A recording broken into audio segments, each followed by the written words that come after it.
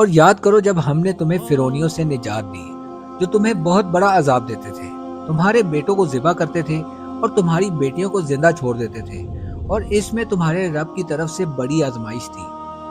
اور یاد کرو جب ہم نے تمہارے لیے دریا کو پھاڑ دیا تو ہم نے تمہیں بچا لیا اور فرعونیوں کو تمہاری آنکھوں کے سامنے غرق کر دیا۔ اور یاد کرو جب ہم نے موسیٰ سے 40 راتوں کا وعدہ فرمایا، پھر اس کے پیچھے تم نے بچڑے کی پوجا شروع کر دی اور تم واقعی ظالم تھے۔ پھر اس کے بعد ہم نے تمہیں معافی عطا فرمائی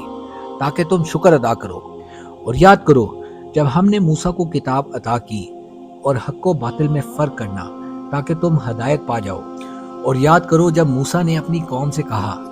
اے میری قوم، تم نے بچڑے کو معبود بنا کر اپنی جانوں پر ظلم کیا، لہٰذا اب اپنے پیدا کرنے والے کی بارگاہ میں توبہ کرو، یوں کہ تم اپنے لوگوں کو قتل کرو، یہ تمہارے پیدا کرنے والے کے نزدیک تمہارے لیے بہتر ہے، تو اس نے تمہاری توبہ قبول کی، بے شک وہی بہت توبہ قبول کرنے والا مہربان ہے۔ اور یاد کرو جب تم نے کہا، اے موسیٰ، ہم ہرگز تمہارا یقین نہ کریں گے جب تک اعلانیہ خدا کو نہ دیکھ لیں،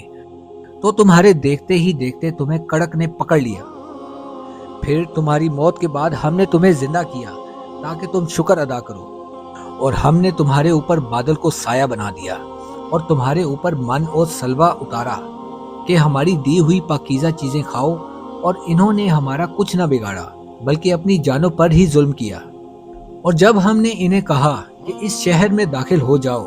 پھر اس میں جہاں چاہو بے روک ٹوک کھاؤ، اور دروازے میں سجدہ کرتے ہوئے داخل ہونا اور کہتے رہنا ہمارے گناہ معاف ہوں، ہم تمہاری خطائیں بخش دیں گے، اور ان قریب ہم نیکی کرنے والوں کو اور زیادہ عطا فرمائیں گے۔ پھر ان ظالموں نے جو ان سے کہا گیا تھا